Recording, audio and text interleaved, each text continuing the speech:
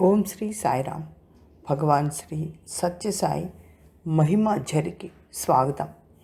స్వామివారు మందులతోనే కాక మాటలతో కూడా రోగాలను తరిమి కొడతారు.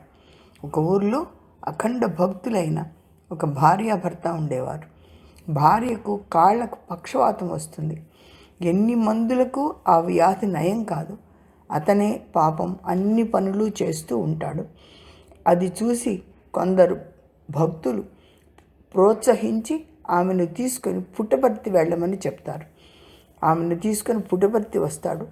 అక్కడ అతనే వంట చేస్తూ ఆమెకు సపర్యలు చేస్తూ స్వామి ఇంటర్వ్యూ కోసం ఎదురు చూస్తూ ఉంటారు. 8 నెలలు గడిచిపోతుంది. అంటే ఆమె కర్మ విమోచనం కావాలి కదా. అందుకే స్వామివారు పట్టించుకోరు. గౌరీ పూజ పండుగ వస్తుంది.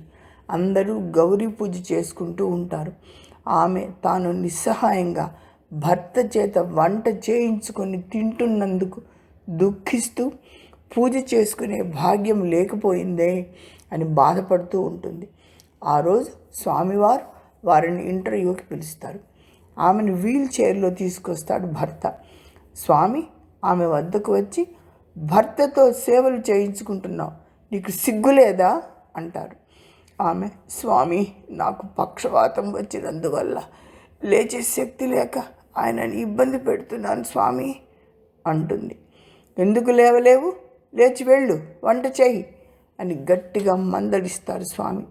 ఆమె మళ్ళీ, స్వామి పక్షవాతం స్వామి, లేవలేను అంటుంది. స్వామి, లేచి వెళ్ళు, వెంటనే వెళ్ళి నీ పని నువ్వు చేయి అంటారు. ఆమె శక్తినంతా కూడా తీసుకొని మెల్లిగా లేచి అడుగులేస్తుంది. కాళ్ళు స్వాధీనంలోకి వస్తాయి.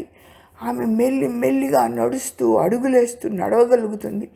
భార్యాభర్తలు ఇద్దరు స్వామి పాదాల చెంత కృతజ్ఞతలు తెలియజేసుకుంటారు.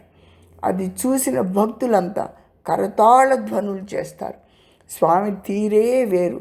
భక్తులకు అనేక విధాలుగా బాధలను బాపేవారు మన బంగారు స్వామి. జై సాయిరామ్.